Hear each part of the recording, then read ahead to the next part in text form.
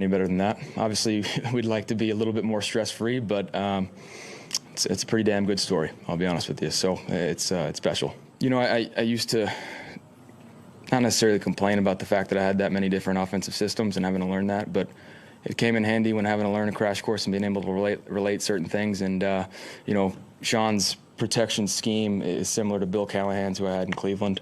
So the terminology with that knocks out a big chunk of the learning curve, and just trying to learn all the motions and the terminology for that. It's tough, but those guys did a great job of helping me out, communicating when I got off the field on the sideline and just talking about what the plays that are coming up.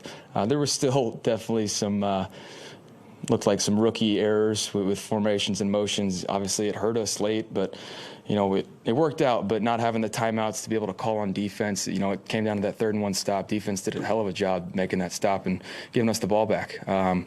So there's things that definitely need to be worked out, but those guys helped me out in this crash course. To be honest with you, I'm just looking to be the best version of me possible, learn and improve in the system, trying to take away from a great group of guys that have had a lot of success. Obviously, the injuries, it's tough, but just trying to learn from everybody here, take in as much as I can, and let the pieces fall where they may. I can't control the future. I know I have, the next 4 games here, trying to build on that and just be the best version of me and improve. I got to tell you, Tom Brady said it first. Then Jacoby Brissett said it. Now I'm going to say a version of it. That was effing awesome. That really was. Last night, watching Baker Mayfield do his thing. Baker Mayfield, the only team that claimed him off of waivers was the LA Rams. The only team that claimed him. He didn't have that much time to get ready for this game, Thursday night game. Mayfield gets to LA on Tuesday, and on a Thursday night against the beleaguered, we can say that should be the word in front of the Las Vegas Raiders, against the beleaguered Las Vegas Raiders, leads a 98-yard drive to win the game with 10 seconds left. This is just unbelievable. Bert Breer, my brother, is here. And Bert, the only thing more awesome than that last night was this time window that we're in, this time window where we talk so much trash, Bert. Everybody knows we're both Ohio State fans, we're Buckeyes fans. So we talked so much trash before Ohio State, Michigan.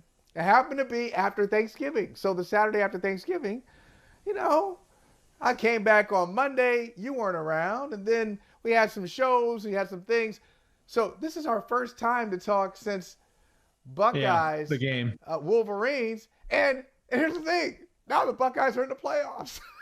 I know, the boogeyman's alive. The boogeyman's alive. I mean, I'm trying to keep a low profile. I'm trying to keep a low profile. Yeah, I know. Me too. But I mean, maybe some people did some things on someone's field that now they may have to answer for a lot sooner than they thought they were going to have to answer for them, right? Yeah, and look, and Bert, I know we're going to talk some NFL, but I was talking to Vinny Goodwill, who really was talking in my ear, and I had nothing else to say to him because he said Michigan was going to win, and he was right. Yeah. But when he found out, when USC lost, he said, okay, it's still not the same. There's only one game. Okay, he's right. In a sense, there's only one game, so you lose in Columbus to Michigan. You can't really take that away. However, if you happen to play Michigan for the national championship and you happen to win, you lost the game. But are we really gonna dismiss losing? Can you imagine winning a national championship? Think about this. CJ Stroud's legacy does a 180 if he beats Georgia and Michigan to win the national championship. He goes That's from a tall order too. That's a tall order, baby. Georgia's tough. I'm not predicting anything. Let's just make that clear right now. I'm out of the prediction business for the rest of the college football season. And Bert, if you make me predict something on Ohio State, Georgia, it's not going to go in our favor. Right. I don't love the matchup, quite honestly. But you think about the opportunity in front of these kids now. You know what I mean? Like, these kids had to hear for a week, all right, you're always going to be remembered for this. I think CJ had a line like this isn't going to define me. Well, it sort of is. Going 0-2 is the as the Ohio State quarterback against Michigan, like that game's defined a lot of people. That game defined Jim Harbaugh before he turned it around the last couple of years. That game defined John Cooper. That game defined Brady Hoke and Rich Rodriguez. And, there are quarterbacks that have gone through there and not won, and it defined them. And so, that's sort of the way I look at it. Like now, I don't know that those guys have much to lose. You know what I mean? Like, so it's going to be interesting to see how different that makes the dynamic for them, because a guy like CJ Stroud, like, has an ability now to turn his legacy on its head and go from, the guy who couldn't beat Michigan to one of the great quarterbacks in Ohio State history in 2 games, and like, that's right. Pretty amazing. That's right. And that's why Cardell Jones still gets a lot of love at Ohio State.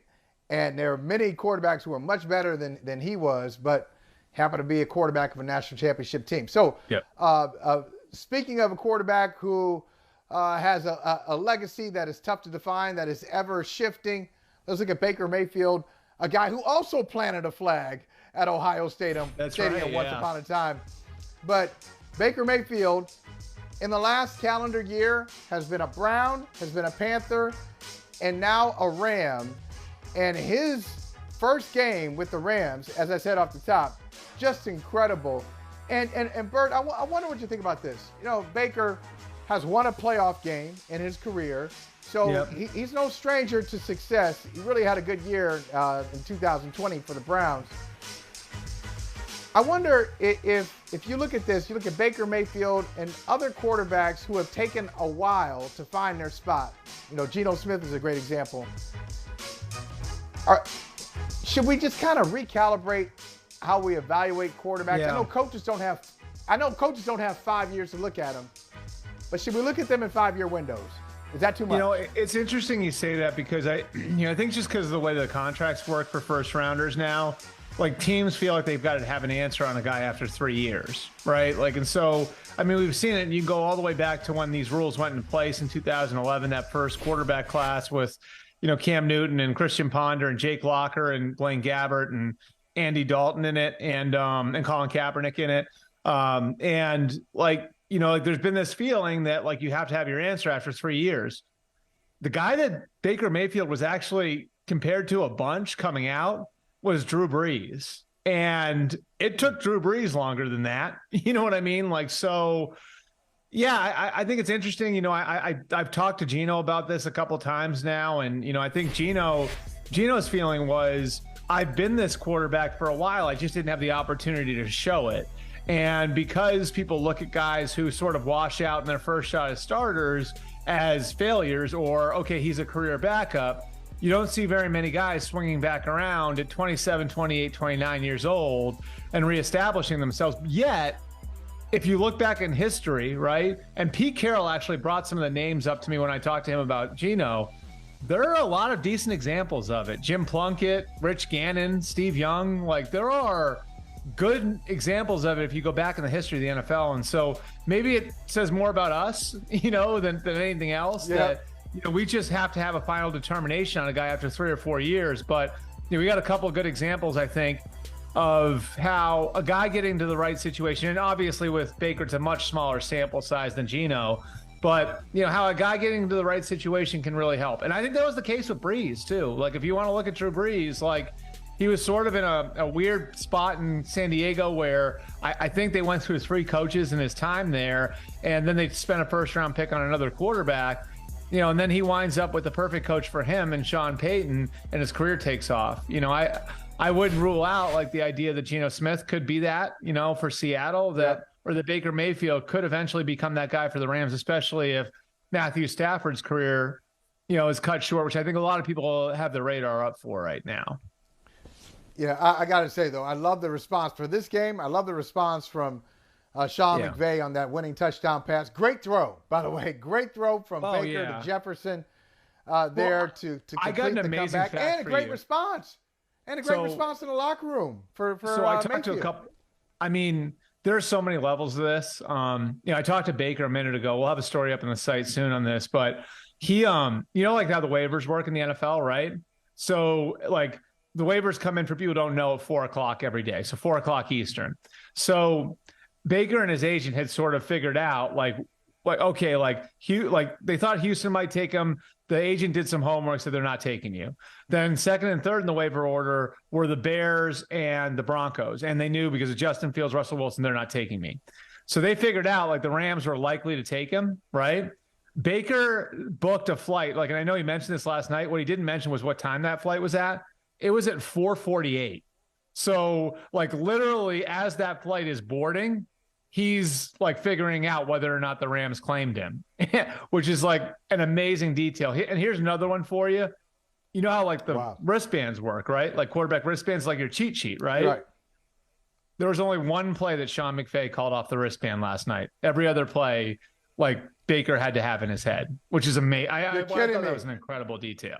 Wow, that is an incredible detail. Only one play off the wristband. Everything else you got to have. It was a third down. It was a third down. They converted it. It was a third down to Tutu Atwell in the third quarter. They threw the screen.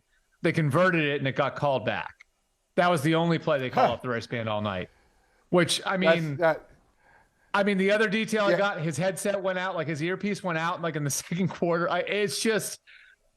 You got to give Baker Mayfield all the credit in the world, because to come in here and do this, and you and I both know, how hard it is to pick up an NFL offense and how much detail there is to it. And yeah, there was some carryover, playing for Kevin Stefanski. Kevin Stefanski's a Gary Kubiak guy, Bill Callahan, the offensive line coach there. And as you saw in the sound there off the top, he worked with Sean McVay in Washington. So there were some carryover and some things that helped, Baker with the translation, but to be able to do this is incredible. 3 different coaches went to Baker and said, "Are you sure you're okay with this? It's okay if you don't want to dress and you don't feel comfortable."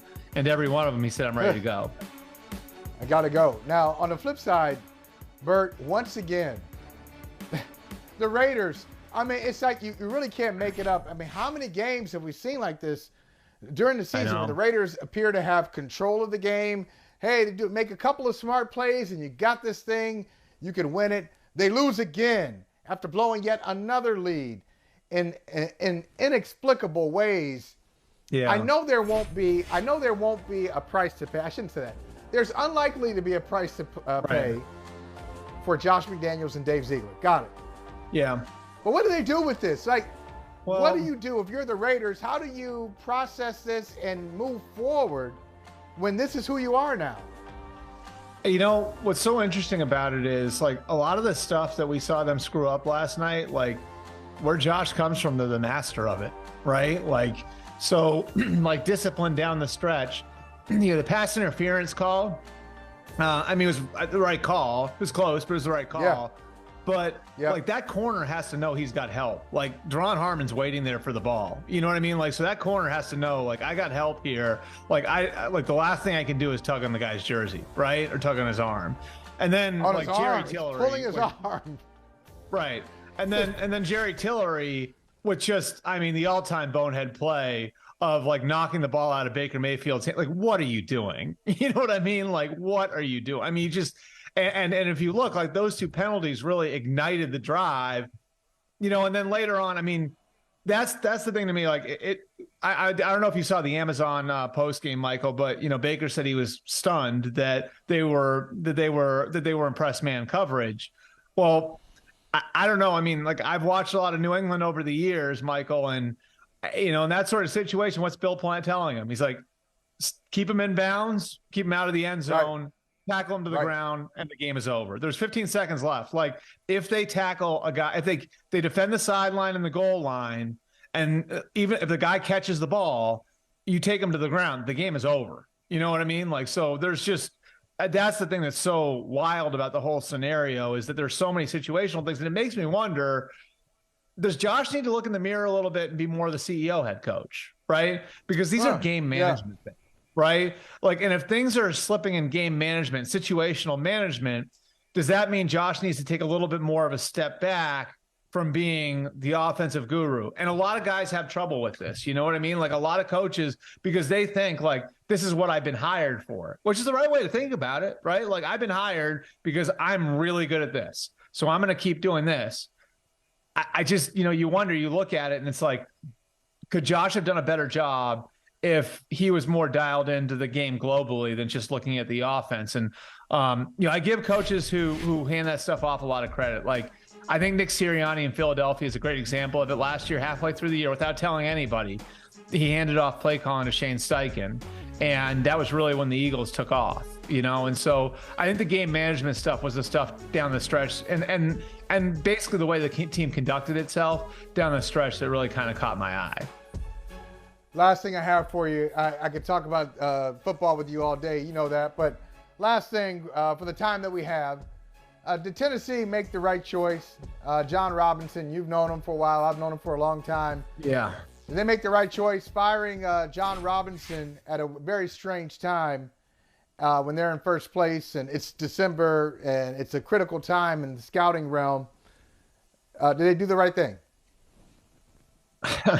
I mean, the way I look at it, they have two really good people and work it out. You know what I mean? Like, I think Mike Vrabel and John Robinson are two very good people and work it out. And, the timing of it does make you wonder a little bit, like, all right, is there another layer to this? Is there something under the surface? Maybe the investigation into the DUI, coming off of the team plane from Green Bay. Like, those things sort of go through your head. What I was told was this is the owner making a decision that's not dissimilar to the decision she made when they hired Mike Vrabel in the first place. They fired Mike Mularkey after back-to-back 9 and 7 seasons. Those are the only 2 years that Mike Mularkey was the head coach there. And they made the decision then that good's not good enough. And we want to get a coach to match up with John Robinson, who they thought at the time was doing a good job. So, like, that sort of matched up with this. There was some friction over some of the decisions now. Like, I don't know that Vrabel was fully on board with going and getting Julio Jones. Obviously, the A.J. Brown thing is well documented. So there's definitely some friction there. It just sort of makes you wonder, is there more there, or had the relationship fractured further? I don't have evidence that it did, but I could see why, if you're Amy Adams Strunk, maybe you're making that decision and taking Mike Vrabel over John Robinson if you had to pick one or the other. The other thing is, like, if you're going to do this, here's the thing. They're going to win the division. And say you win a couple playoff games and you get to the AFC Championship game, maybe it becomes harder to make this move then. I personally would argue that'd be a good problem to have, and that you should try to make this work for as long as you can. But, obviously they felt like they needed to level up in that spot. And to be fair too, like, J-Rob's had his ups and downs. Like, they missed on some first round picks. Isaiah Wilson's the big one, but like Adoree Jackson and Corey Davis. And like, so they've had their misses. I'd argue in his defense that, like, they've recovered from a lot of those misses, and he did draft Jeffrey Simmons and Derrick Henry and Kevin Byard.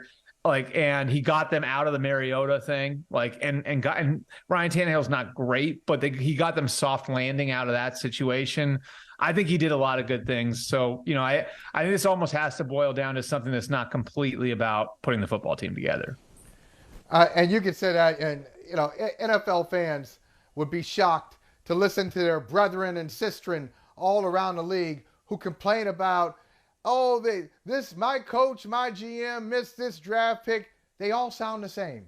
You know why you all sound the same? Because they all do it. Like, there's no model organization. Whoever you think the model organization is, you an NFL fan in Tennessee or Philadelphia or New England or Los Angeles, you can say, well, I want to be them.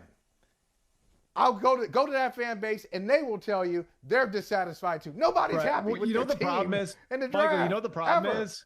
The problem is sort of like all of us, where we look at, like, the draft classes right after the draft, right? Like, so, like, we all that Monday will, like, look at the draft classes. There are 8 players there. It's like, okay, this guy's going to play this role. This guy's going to play this role. This guy's going to do this. This guy's going to do that. And we're acting like all 8 of them, like all 8 of them are going to, like, have, like, roles as rookies, right? When the reality is, if you have 3 guys who wind up starting for you, and not even in the first year, if they just wind up being starters for you, that's a great draft. You know what I mean? Like, so, exactly. I think we're sort of part of the problem too. It's like the expectation is that you're going to find, like, a guy that's going to contribute in the 6th round. I challenge anybody out there, like, listening to this, watching this, go 4 years back. Go to 2018, Michael, right?